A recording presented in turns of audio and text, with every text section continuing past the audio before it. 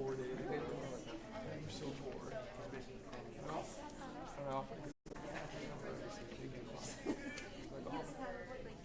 I literally, I do, like,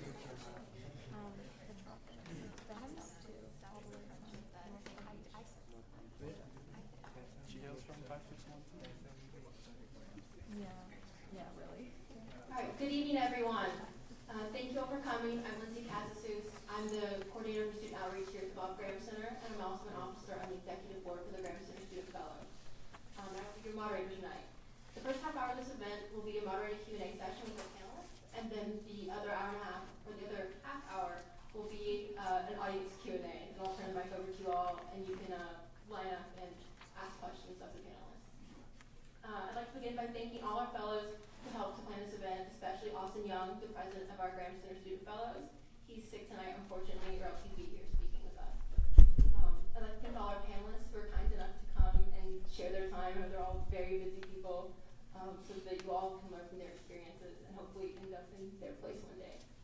I know most of you gathered here tonight are looking to spend your summer, hopefully in a public service internship.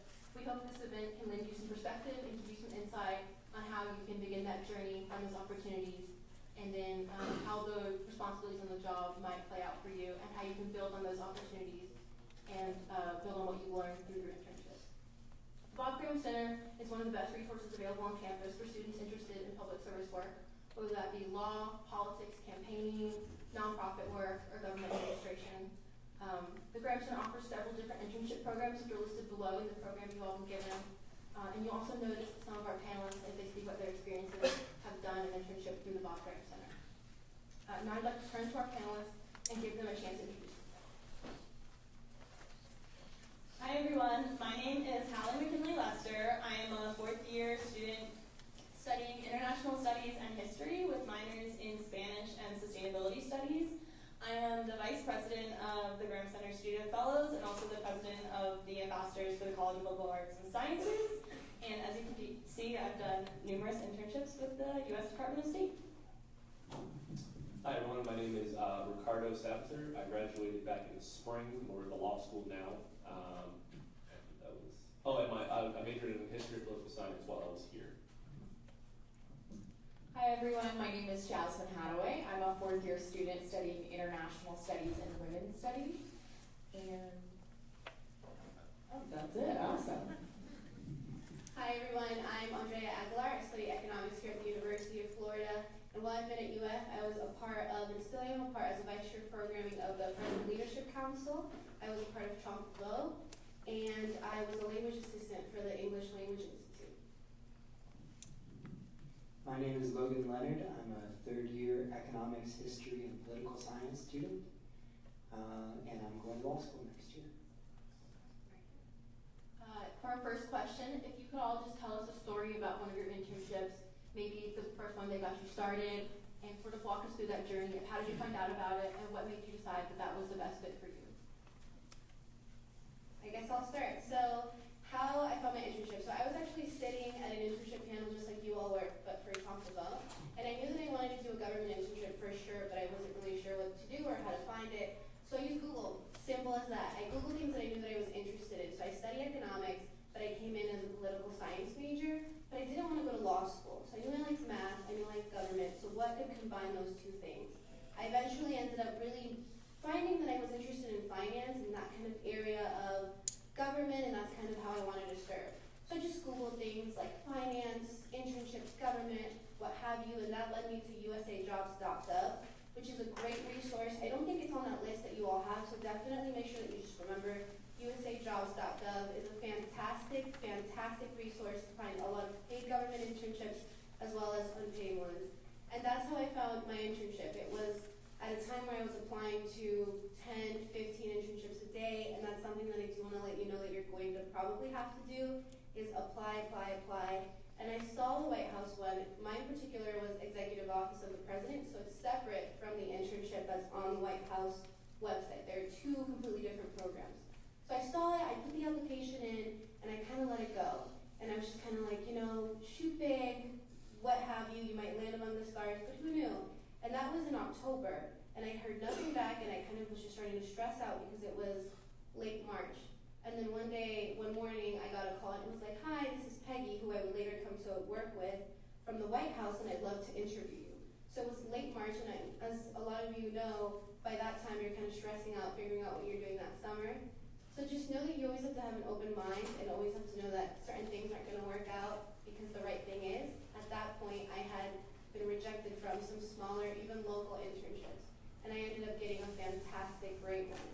So that's a little bit about how I found the internship, and a lot of it was just through simple searches, and then just really, really putting in my all by applying to a lot of different internships. So I am also a White House alum. I participated in the White House internship program, which, as Andrea was saying, is the internship that's found on the White House website, and that one is a bit more political and towards the interests of that presidential administration and whatever party that may be, whereas Andrea's is more focusing on the institution of the White House. And so I applied, about March or April of my sophomore year, and I was applying for a fall 2016 internship, which was the last few months of President Obama's administration and his last internship class ever. And so I found out later on that there were over 10,000 applicants for that internship cohort, and they only selected 160. So I was very fortunate to be selected as one of those 160 to participate in that historic time at the White House. And I applied in about March or April, like I said. I hadn't heard back until about June. And then I get a call from an unknown number at like 8 or 9 p.m. one night. And I end up picking up the voicemail, and it says, "Hi, my name is Nate, and I'm from the White House. I would like to speak with you and have an interview with you." So I call him back, and he's not there. And then the next morning he calls and he says, "Hi, can you interview for this internship right now?" So I had no preparation time for my interview, and 40 minutes later, after I finished the first interview, I got another call for another random White House interview. And I guess said some good things, because a few weeks later I got sent the paperwork to initiate a background check. This was about late June at the time, and then I just waited until actually about 3 days before I was supposed to come back to UF to start my junior year. I got the email saying that I was selected for the internship, and so I had 3 days to figure out all of my UF life. I had to resign from my job as a resident assistant. I had to figure out how I was going to take online classes, which classes I could take, which ones I had to wait until spring, and then find a place to live in DC, which is very expensive. But it was one of the best experiences of my life, and I am so grateful every single day that I had the opportunity to work with a president and with the institution of the White House, and something that I value and treasure so much. So I think each of us have different internships, and so we've each had different processes of getting through each of them. But my favorite one that I got was here through the Graham Center to work in the legislature, the Florida Senate specifically. And that one, I was starting my sophomore year in the fall, and I wasn't really sure. I had no intention of getting an internship, but I saw the posting for it in, I think it was the class listserv. And so I clicked it, did some research on it, looked interesting. I applied, not thinking much of it, not thinking I was going to get it either. It required me to move, and that was foreign to me because I was living here on campus where everything's comfortable, my friends were here, and things like that. So I didn't think I was going to want to move even if I got it. Ended up getting, I think, an interview, and then I found out that they typically don't take sophomores, which I was at the time. Went through the process, and I eventually got it, and I found out later that I was one of 2 sophomores that they ended up picking for the program. And so it ended up being one of the best internships I've had. It's one that I still hang on to, one that I still call back to in terms of the relationships I've made there. But I think the point of that one was that you should be applying to things that you might be a little uncomfortable to, uncomfortable with, and then even when you hear that you might not be as qualified as they say, certain things you'll get rejected, and that's fine. But I think you should still give it a try to apply to things that you think you might not be as qualified, because it could end up being the best internship that you will ever have. So. Just an FYI for the people in the back, we have a few more seats up in the front if you want to sit down. But anyway, so I've done several internships with the State Department. My first one was actually a virtual internship. So I had, I think, freshman year been at like the honors conference or something, and I was telling people, oh, I'm really interested in the State Department. And this person told me, oh, I did this virtual internship. So I was like, oh, that sounds interesting. So I got on the State Department's website, I got on their listserv to find out about openings. And in the summer before my sophomore year, I applied for this virtual internship, and there were like 500 projects that I looked through to see what ones I thought were interesting, and one of them was to work on social media for the virtual internship program. And in their little description, they said, please, it'll be fun, we're desperate. And I was like, great, they're desperate, they'll pick me. So they did, and it ended up being a really great experience. Both of my supervisors were really helpful. They connected me with different people. I got to talk to different foreign service officers and civil service officers, and that prompted me to apply for an in-person internship at the U.S. Embassy in the Dominican Republic.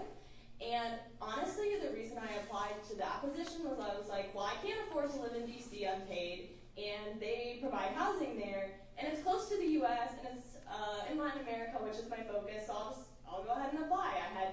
I did not think I was going to get it at all. So I applied for that in October of my sophomore year, and then in January, I got an email that I was an alternate, and I was like, that's weird, who has alternates for internships? But because there's a lengthy security process, and sometimes people choose to go to a different internship, they have alternates.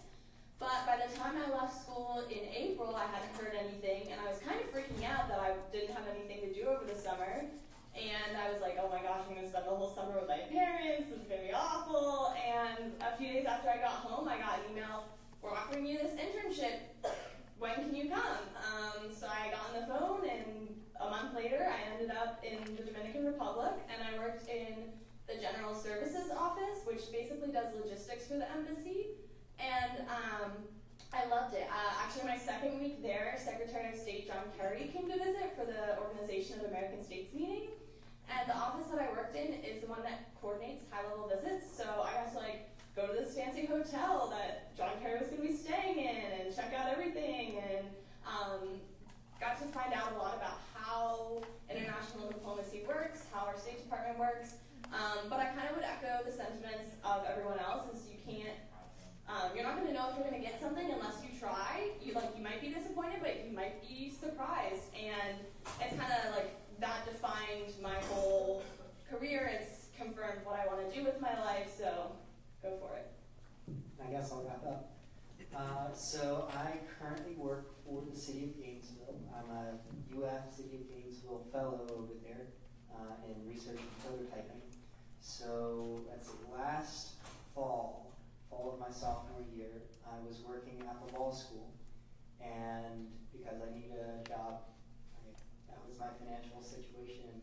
That's why I knew that the year following I would need a job as well, especially since I was really hoping to study abroad during the spring of my sophomore year, and study abroad costs money, usually extra money than you would if you were staying here in Gainesville. So knowing that I knew I needed to get a job, I expected maybe I could work at the law school a little bit again, or if not, Relish is always hiring. So I wasn't quite sure what to expect, but one of my friends, TJ Pache, who worked up here at the Graham Center, started coming up with an idea about trying to set up an internship sort of like what the Graham Center organizes over in Tallahassee, for right here in Gainesville with the City of Gainesville. So they reached out to the city manager's office, to City Hall, and if you're not aware, the City of Gainesville and UF have been trying to create this bilateral relationship over the last year to have a joint strategic plan, not just for the academics or anything like that here at UF, but a physical urban planning sort of plan. We've got automated vehicles coming in like in April, like driverless cars, hearing aids, and all this kind of stuff, designed to increase cohesion between UF and the city. Anyway, all that is to say, they were eager to start some new program that would sort of be a symbol of this new relationship between the city and the university. So, that's a very long-winded introduction, sorry. I studied abroad last spring, not knowing what I was going to do when I came back, knowing that I needed a job, but I kept track of what TJ and the people at the city were doing. I stayed in contact. I sent emails repeatedly over several months and said, hey, what's the status? Hey, give me an update. Hey, can I pitch in ideas about what this might look like? Because I'm very interested. I guess they didn't get too annoyed by me because I submitted an application while I was abroad and had an interview over the phone or Skype interview over the summer, just like a month and a half or so before the internship started. And I say internship, it's technically a fellowship. It's the UF City of Gainesville Fellows. The small difference being that we're actually given an opportunity to do some bit of real research at the city in public administration and working with data and all kinds of cool things to try and make the city even more futuristic than it is right now. So takeaways from that: stay in contact with the folks that you may want to work for one day, build a relationship early on, be persistent, and be prepared for change at the last minute. Hallie, I'm so glad you highlighted your virtual internship. As you know, you pushed me to apply for that very same program. Through the Virtual Student Foreign Service, I now do a project with South Asia trade analysis because of Hallie's urging, and I think it's a fantastic program. I think a lot of times people discount the value of virtual internships because they seem less genuine than an actual in-person internship, but I think it's actually a really great way to be able to take on a full course load while still having the extra hands-on experience from an internship. And I'm also so glad that you, Ricardo and Logan, highlighted the opportunities available at the Bob Graham Center. Those are two. I know Tallahassee comes out in the fall, so I'll be looking for that next fall. That's a fantastic program. And City Fellows comes out, I believe, within the next month or two. Those are both fantastic programs. So you all talked about your journey getting to the internship. So now you've got this awesome opportunity. What does your day-to-day look like? What does your on-the-job task look like? What are the highs and lows, the stresses and the joys? Okay, I'll start. So I'll actually talk about my most recent internship, which was at the U.S. Embassy in Lima, Peru.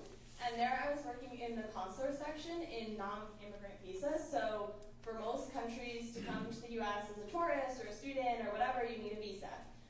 So daily I was fingerprinting all the visa applicants that come through, which doesn't sound that exciting, and some days it wasn't. But it was cool because that meant I was the first representative of the American government that they saw. So I had to conduct myself in a professional manner, try to be positive and upbeat even when they didn't understand the technology, or someone was like, oh, you're scanning my eyes, and I'm like, no, I just need to scan your passport. But it was also a good experience for me to practice my language skills. I was speaking in Spanish to all of the applicants, and just to kind of see how the process works. I also worked on several different projects, more like long-term projects. So one of them was to work on a cable, which is basically like a memo that goes out to other embassies, goes back to Washington to help us formulate policy. So if you don't know, the political and economic situation in Venezuela right now is very troublesome. And so a lot of people are leaving Venezuela and going to neighboring countries. And Peru actually had one of the most welcoming policies for Venezuelans seeking asylum. And so my project was to look at Venezuelan visa applicants in Peru who were applying to go to the U.S. and how are they using their visas, how are we adjudicating their applications. So I got to do a lot of like secondary research, looking through cables from other embassies, looking at media sources. I tried to set up an interview with a Venezuelan opposition leader in Peru, but challenges occur, and he stood us up for 2 meetings. So that was kind of disappointing, but at the same time, you find ways to overcome and put out a good product. But I also learned that sometimes the bureaucracy moves very slowly. So this project I started probably in June. It didn't end up getting published until after I left in like mid to late August. But the ambassador sent down a note to myself and my supervisor who worked on it, telling us it was a good job. So that was one of my biggest projects. But just as small things cropped up, as people needed someone to do something, I would just volunteer. I really put myself out there to go for different opportunities. And I also knew that I wanted to experience everything that the consular section did. So, for example, one of your rights as an American citizen is if you get imprisoned abroad, you can get visits from a consular official. To make sure your rights are being respected. So I asked, can I go on a prison visit? And so I got to go along with my supervisor to visit several Americans who were in jail in Peru. So life advice, don't get imprisoned while visiting another country. Trust me, you don't want to do that. But it was just a very interesting experience.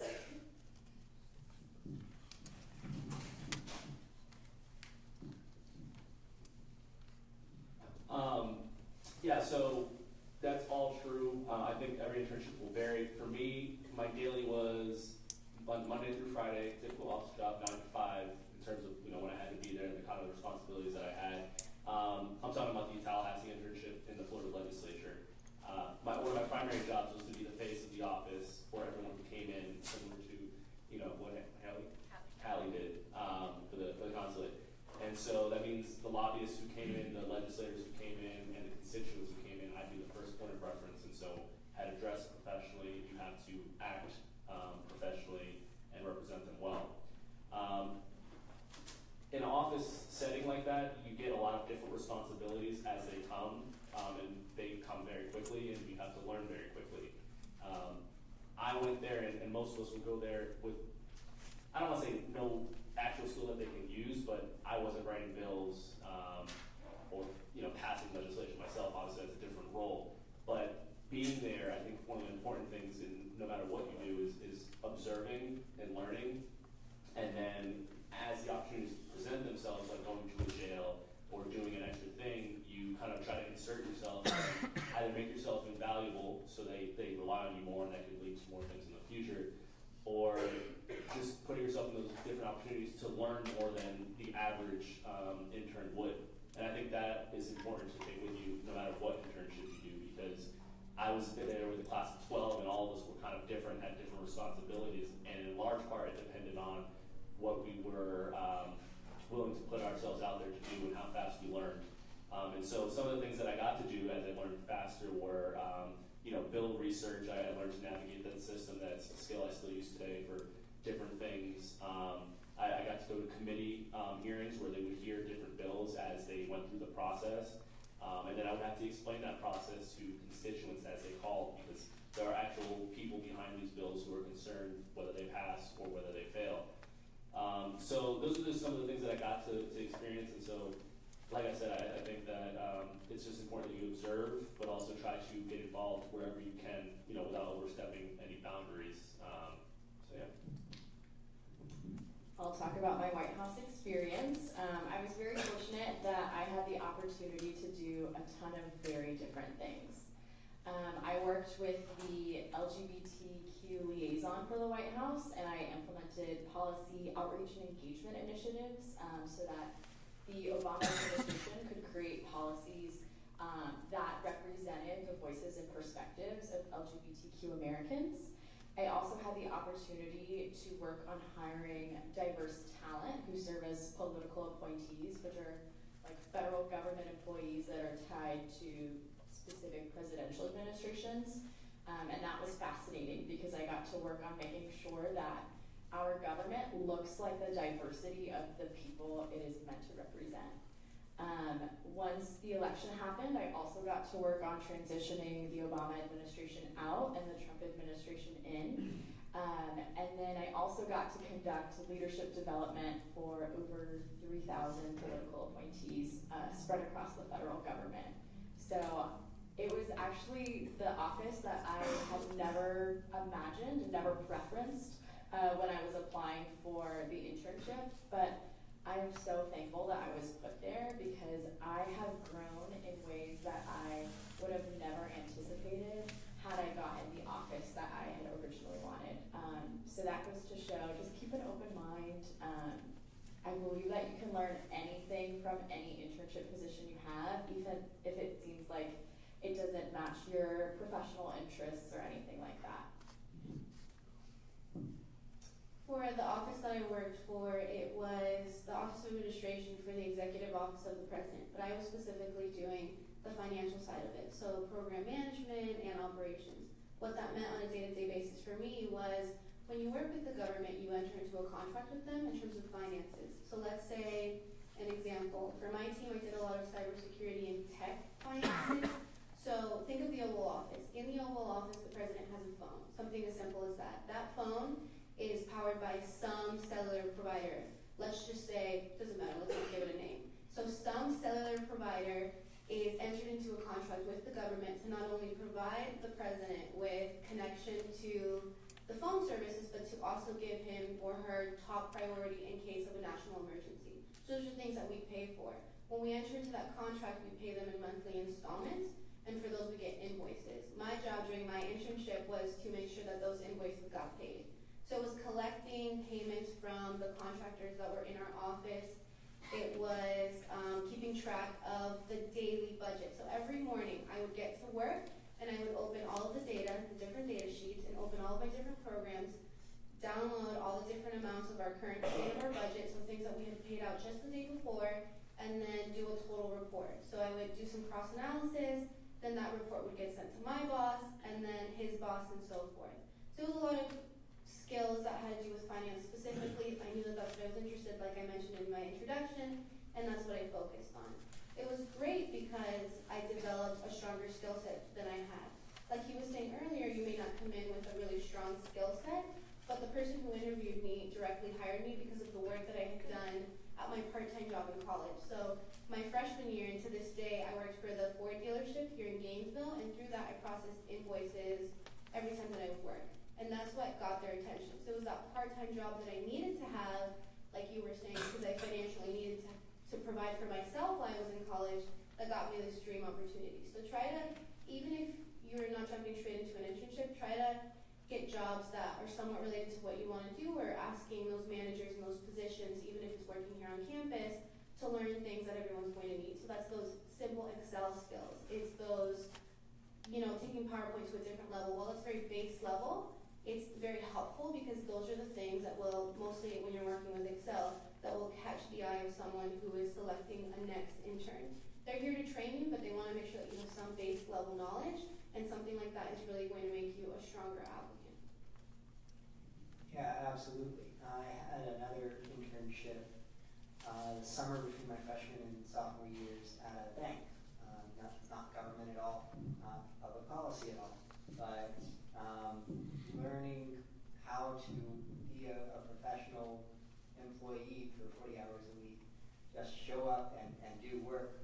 Just having that on a resume was gold, and I think that's why I have a job right now. So as far as day-to-day goes, let's see, this morning I woke up at 8 a.m. and went and drove to City Hall, said I was there by 9 a.m., went to a meeting with RTS officials to talk about the design for the new automated vehicles that are coming in April. Went from there back to City Hall to talk with my boss about a data analytics project that I'm working on. Then met with the city manager and a couple of other folks to go over a new internal champions project, employee recognition initiative that we're working on at the city. Going through how we might do that, how that might influence employee onboarding. Then I had a little bit of time off, went back to the intern office and actually conducted the data research that I talked about in those meetings earlier. Then I got on a bus, the number 5, came back here to catch a double block Latin American history class. And then I went and got pizza for the volunteers for tonight and came here. So what does a day look like? That's been my day so far. I work 15 hours a week, and I've done this. This was fall, it was last semester, and spring this semester, and it is paid. I think I implied that, but I want to say that very directly. It is paid, and that's a great feature in a fellowship. All right, thank you for sharing all your experiences. I'd like to open it up for audience questions now. If anyone has any questions, feel free to come up to the mic and ask. Don't be shy. Hi. So, to each of you, what was the most important individual asset that you felt helped you get that internship? And, it could be like the unique little thing that you wouldn't expect to, factor into your application. Okay, well, this is going to be more broad, but it's super, super important. I think my writing skills played a huge role. So not like, for your application for State Department internships, it's basically like a resume and then your statement of interest. So you only have like 500 words to really express who you are, why you're passionate about this, and why they should choose you. So you have to be able to write well and succinctly. And in my job, I did a lot of writing. And you have to write quickly and well. I had one assignment where after we pulled out of the Paris Climate Agreement, I had to write a cable about the Peruvian media reaction to the U.S. withdrawal. And I got the assignment at 10:30, and my boss said I need it at noon. So you got to do it quickly and well. But then the other thing for international experience is other languages. When I was interviewed for my internship in Peru, I was actually walking through Orlando Airport to go home for Christmas break, and I got a call from a weird number, and I was like, oh, maybe my flight's delayed. So I picked up, and my supervisor, Ted, said, can I interview you right now? I said, sure. And he said, now introduce yourself to me in Spanish. And so I just started talking. But having that extra skill makes a huge difference for getting those internships. I want to touch on something. There's things in your, like for people who are just starting, like for me when I started and I tried to apply for the internship here, the biggest experience I had, I think, maybe not the biggest experience, but the thing I had was I worked at Domino's. And so I was like a customer service representative. And so I was obviously nervous that I didn't have enough on my resume to get me this internship. But it turns out the job that I ended up getting required me to be able to deal with people. And if you deal with angry people with pizza, you should be arguing with people, constituents in the legislature. So that ended up working out. So I just wanted to say that for those who are just starting out and may not have those experiences that they think are going to get them the internship, you can pull on those past experiences to translate them to the things that you want to do. What was the question again? Got it. Okay. Yeah. And there you go. So I was going to say something actually pretty similar to what Ricardo said. I give tours here at UF, and at the White House, I had to meet a lot of high-level, international or national government folks. And the fact that I knew how to give directions, and the fact that I knew how to meet people that maybe were very prestigious or kind of higher up, was actually something that my boss said that she really liked, and was one of the reasons why she picked me over another person. So it sounds random, but it really does go to show that all of your experiences matter. And as Logan was saying a little earlier, be intentional with everything that you do, whether that's a club on campus or a part-time job or choosing an internship. Because I think one of the strengths about each and every one of us is that we all have something to bring that no one else can bring quite like us. And so bringing all of those experiences together, your part-time job at the Gap, your giving tours at UF, all of those mean something, and they give you a skill set that no one else will have quite like you do.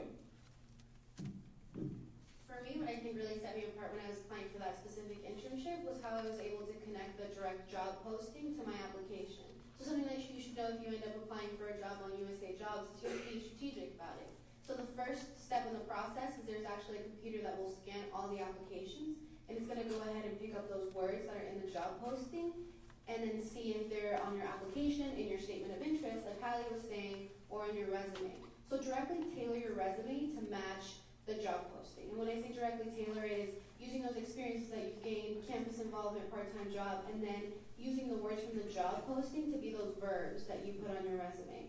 And when I was speaking to my interviewer at the time, Peggy, I made sure to use those same skills that they were looking for. I had my job posting pulled up, and I made sure that I was mentioning the things that they wanted me to do and how I had done those things in the past. So I talked about invoices, I talked about working with different amounts of money for student organizations, but it was because I was prepared with the resources that they had provided to make me the best candidate. So always put yourself in the best position and use those resources that you have. If I'm telling you that they scan the applications, remember that and give yourself that advantage that is going to make you the best candidate out of the 10,800, however many applicants there are. So 3 things that definitely helped me. Number 1, professionalism. Just having had prior work experience, knowing what it's like to go into an office environment, work with people who are 5, 10, 15, 20, 50 years older than you in a working environment is not an easy skill if you're used to hanging out with only 18 to 22-year-olds. So just some bit of respect and confidence and a little bit larger vocabulary helps, especially in the first couple of days, than you might use if you were just talking with your friends. Number 2, prior experience. I mentioned that earlier, but that really is what can make an application or a resume stand out. Have you done something like this previously? Even if you've only done like half of what they're asking you to do in this new job, that's huge. And then third, I knew the Graham Center folks previously. I am still a Graham Center student fellow. And so I knew Dr. D, and I knew Dr. Barron, and I knew TJ. And so when I went in for the interview, for the Skype interview, which had 7 people interviewing me, I knew half the people at the table already, and they already knew me. So creating relationships and using them. I mean, they try not to give an unfair advantage to people they know or don't know who are applying, but it really does not hurt if they know you not just by reputation, but know who you are and have worked with you in the past. So forming a relationship with the people who you want to work for, and I think that applies not just in this case, but in a lot of different, certainly for corporate internships as well. Forming a relationship ahead of time and staying in contact and maintaining that relationship can be the thing that is make or break. All right, let's take more audience questions if anyone has anything they'd like to ask.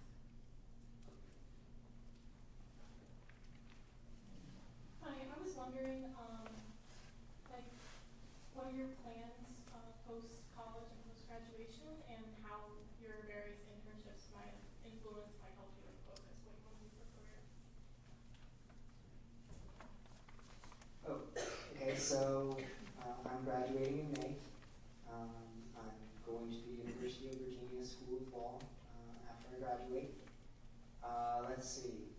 So, again, my earlier internship working for a bank, Everbank up in Jacksonville, taught me that I knew I wanted to go to law school, but I wasn't quite sure what area of law.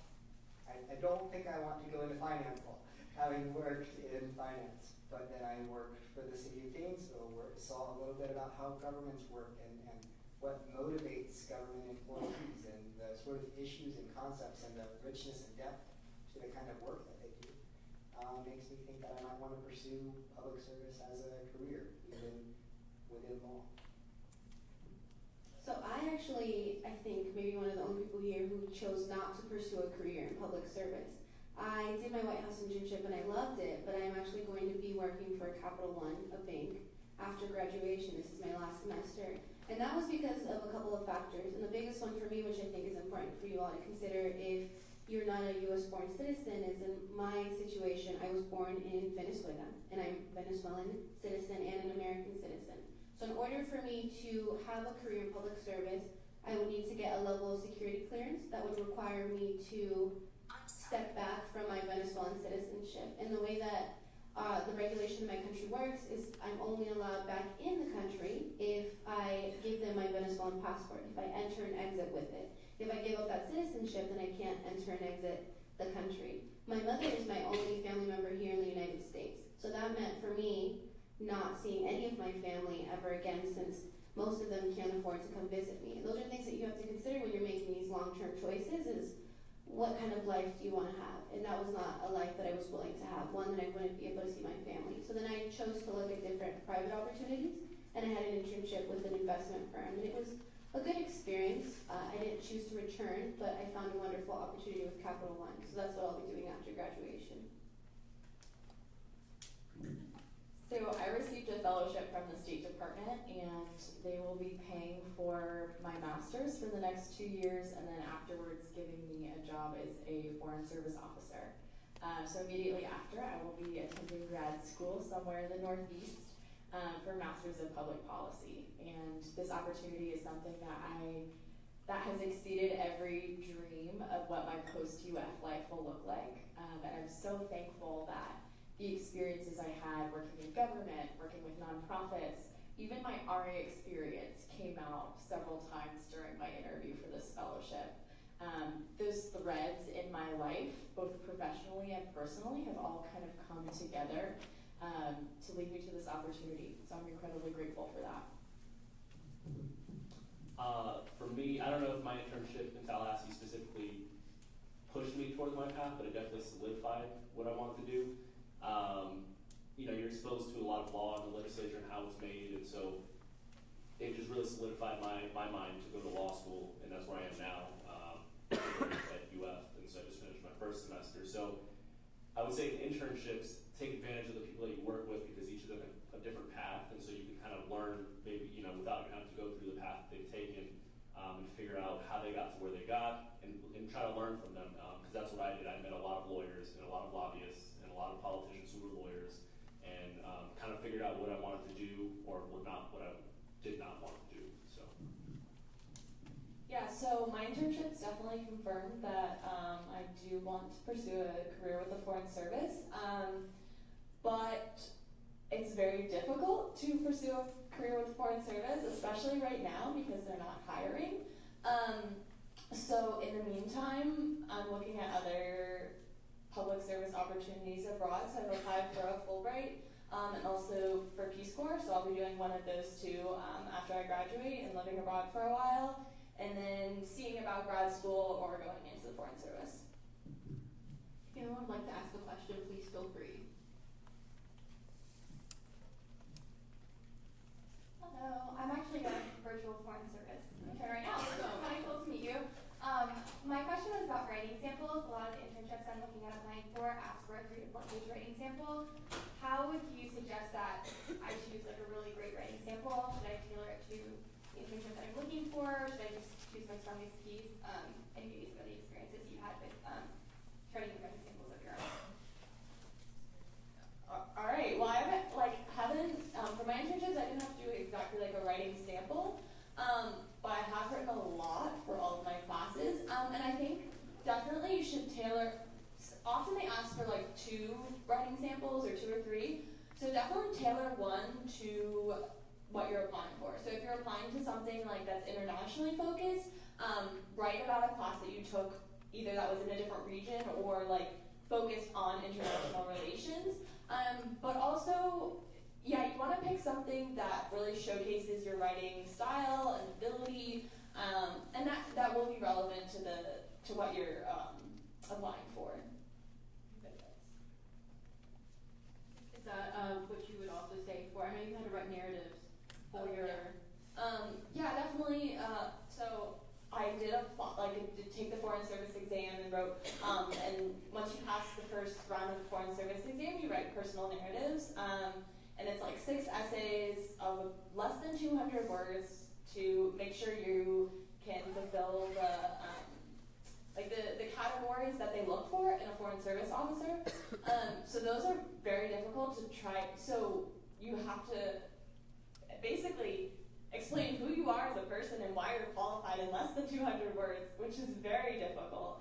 So if you can find writing samples that also are super succinct, I know a lot of times for papers you're writing for class, you have 10 pages to explain the story and the background and what sources you're looking at, but usually for writing samples they want something really short. So if you can adopt a more journalistic style for those, then a more academic style. That's something I learned at the State Department, is they want a more journalistic style that gets straight to the point, because the person who's reading your memos doesn't want to read 6 pages. They want to get to the point in the first page, and often they won't read past that. So you have to be able to say that really quickly. More audience questions?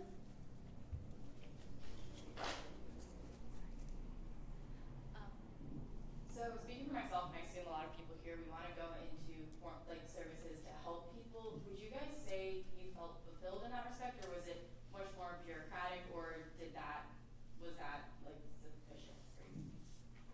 Yeah, I think it's both. I definitely got frustrated by the bureaucratic process, and sometimes you go in with this idealism. I've always had this idealism. I'm going to change the world. I'm going to make the world a better place. And sometimes that's difficult. It's a very broad goal, but you have to approach it in a more methodical way sometimes. So I didn't feel like I was changing the world every day in my internships, not even close. But I did realize that I was making an impact. I was serving the U.S. government in whatever small capacity. But I think you kind of have to ground yourself at times too, to get away from the glamour or whatever, or this image of what you think is the perfect internship or job or whatever, and evaluate your priorities. So I'm looking right now to do Peace Corps, and I'm like, oh my gosh, it's a very intimidating experience. And I did my internships at 2 embassies in developing countries. So I was very nervous about the experience, but it was absolutely incredible. And I think if you immerse yourself in a different culture, different experience, you can learn how to make a difference. Yeah, I definitely think it's good to temper your wanting to save the world. It's not to say you can't, and it's not to say that the small thing that you're doing is not contributing. But putting that aside, I was surprised how much I got to work with constituents who came to Tallahassee on a regular basis, or I would talk to them on the phone. That was a big bulk of my responsibility, was talking and communicating what was going on in Tallahassee to the constituents that we were representing. So I definitely had a sense that I was making a difference because I was literally helping people directly. But I'll also say I did a lot of campaign work here in Gainesville as well, and that's another way to directly help people, because one of the best ways to help people is to get their concerns to government, in my opinion. That's a lot of what my experience is communicating that to government and then having that change come through. So there's a lot of different ways you could do it, and I think that it's important to take the small victories in how you help people. I think one of the most special things about the public service line of work is that your values and what you believe in are very intimately intertwined with the work. So if you really believe in, climate change, for example, you can work as an organizer, trying to save the environment in your local, state, national, global community, whatever that looks like. And so I think that's something that's really unique to public service, is that whereas some jobs require you to kind of leave your personal side at home once you walk into your workplace, with public service, you get to keep those together. And I think that is something that's very rewarding, because when you are working towards something that you believe so passionately in, then sometimes the bureaucracy is frustrating, but it is what you love to do, and the values end up keeping you there and keep you going when it sometimes is frustrating. I remember at the White House, I was really, I guess, annoyed when I first started about how much of a hierarchy there is, which maybe sounds kind of trivial, but everything I did had to get approved by my boss, and then that had to get pre-approved by her boss, and then that boss had to get another pre-approval in order to do something that sometimes seems very small. But as I was working, I realized that a lot of that is to protect the president and the vice president and some of the most important people in our country and arguably around the world. And the values that I had of believing in what President Obama was pushing in terms of policy, as well as the institution of the White House, kept me going, even when sometimes those little things would frustrate me. For me, I think it was really different because I worked for an office that, like Jasmine said in the very beginning, doesn't necessarily change when the presidents change. So if the administrations change, my bosses did not leave office. These weren't people that were working on Obama or Trump's campaigns. These were people that have been there starting with Clinton, maybe even before that. So you had to have a really big picture mindset to see the change that you were making, and you really had to believe in the institution of the president, of the executive office of the president of the United States. And because I did, and because I knew that the influence that, coming from another country, you know that the influence that the United States has, it was easy for me to know that the work that I was doing, just making sure that he had the tools, Obama at the time, to do his work, was me helping the American people. I was able to feel like I was doing good work. But I did not have direct contact with constituents, and it was something that did not change when presidents changed office. So it's something to keep in mind if you're interested for an internship like mine. So there are two different parts to a really fulfilling internship, at least for me. Number one, helping others, and number two, learning a lot. I mean, that's sort of what the purpose of an internship is. And so with regard to the city of Gainesville, the things that we as a team, myself and the other fellows, get to work on have an immediate direct impact because we're at the local level. Most of the policy and public administration sort of innovation that goes on in the United States, especially right now today, is at the local level. And Gainesville is a shining example of that. The stuff that my team, specifically like me, I contributed to that, is working on gets cited in Harvard Business Review, in the Atlantic. It makes national news from time to time. So the sort of projects don't just affect the citizens here, like building a new website for entrepreneurs in Gainesville. They can actually tangibly use it. I can actually look at that and say, wow, I helped create something. But it's pretty great, and it's amazing to see and hear about very quickly this sort of things that my team is producing gets replicated or picked up on or mimicked at other cities all across the nation, just because Gainesville is sort of avant-garde and a leader in a lot of respects. And secondly, learning, oh my God, there's so many aspects of life in a community that you just don't really think about as a student. Being a student is a big one, but think about all the people who live here and have kids, all the family stuff, about people who retire here, how about people who try and start a business here, how about people who are in poverty here, how about people who are filthy rich here. There are all kinds of different people trying to do different things to contribute to this community that we call Gainesville. And working in local government lets you have a broad sort of cross-section, an entire microcosm of society in general.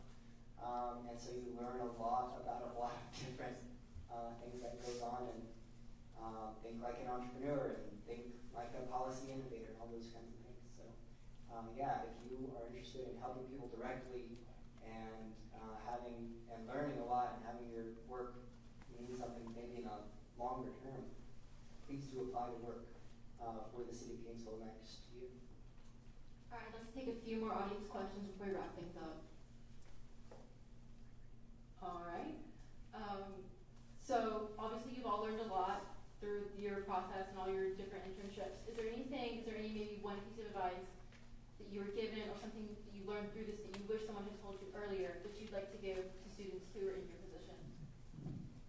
So I'll start since I have the mic. I would say LinkedIn is your friend. I remember when I was a freshman and sophomore, I would look at organizations that I was interested in working for in the future and positions that I thought would be a good fit for my skill set.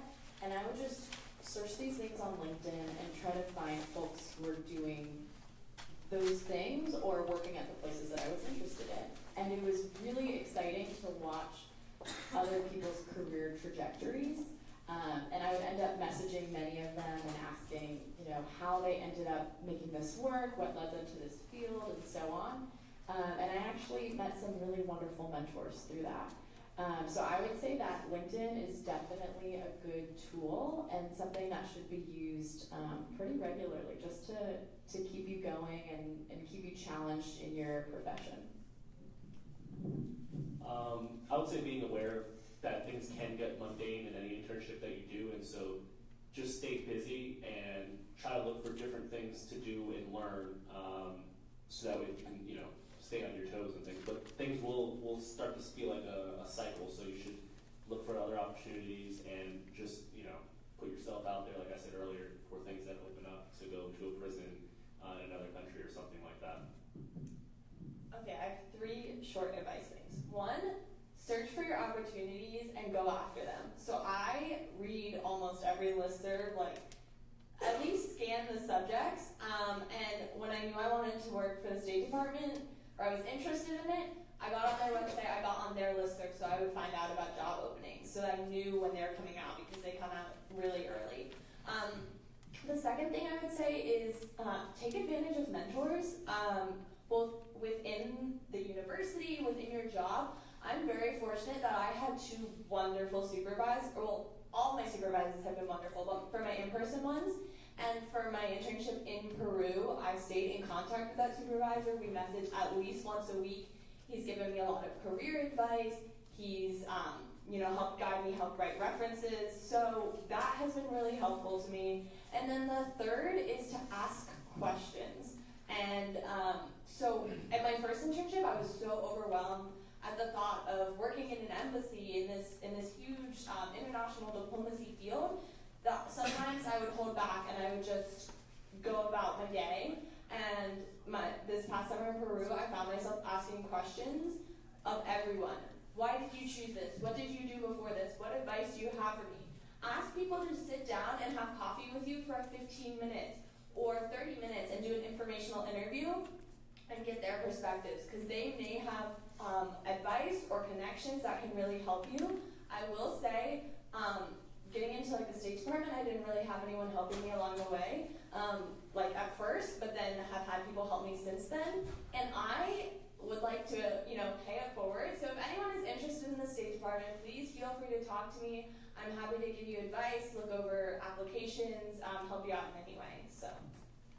To hound in on mentorship, like Hallie was saying, my mentor from when I was doing my private sector internship, I was struggling a little bit getting acclimated, and there was a diversity aspect to it as well, but one thing that he said to me that really stuck out was that your resume and your connections are only going to get you so far. They're going to get you to the job. Then you actually have to do the job. And always remember that work ethic is the most important factor in an individual. And that's what's really going to set you apart. So while other things could be the things that got you that opportunity, could be what landed you that internship, work ethic is what's going to set you apart. And remember that when you do land any of these internships that we've had, or maybe another great opportunity, you have to put in the work and you have to be that standout person in the job, and making sure that you're always on top of the ball and just giving it your all, because that's going to overcome any other difficulties that you may be having, whether it's whatever it may be. Echoing the points made about mentors, if you want or are even thinking about going into a field or performing a particular job, find people who are actually doing those jobs and sit down and talk with them. So for example, I still want to be an attorney. So when I was working at Everbank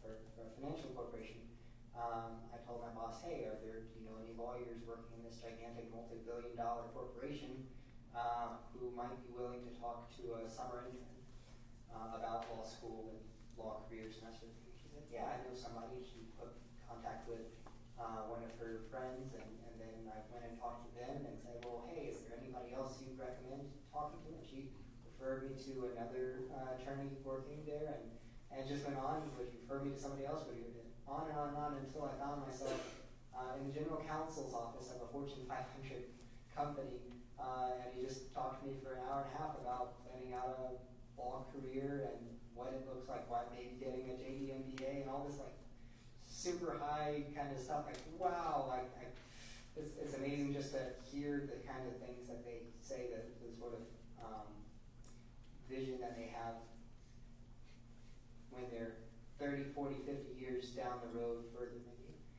And right now, working for the city of Gainesville, I asked my boss specifically for tasks that would let me interface with the city attorney's office. So I'm actually helping write some of the city's policies and programs that need to go through the city attorney's office, just so that I can see how they work and why do they look over policies, what policies do they think are legal and not legal, and why, and what risks are associated with different things. So if you're interested in something and if you want to learn more about it, again, find the people who actually do it, who are a couple steps down the road from you, and figure out how they got there. All right, thank you all so much for sharing your experiences, and thank you all for coming. I hope this was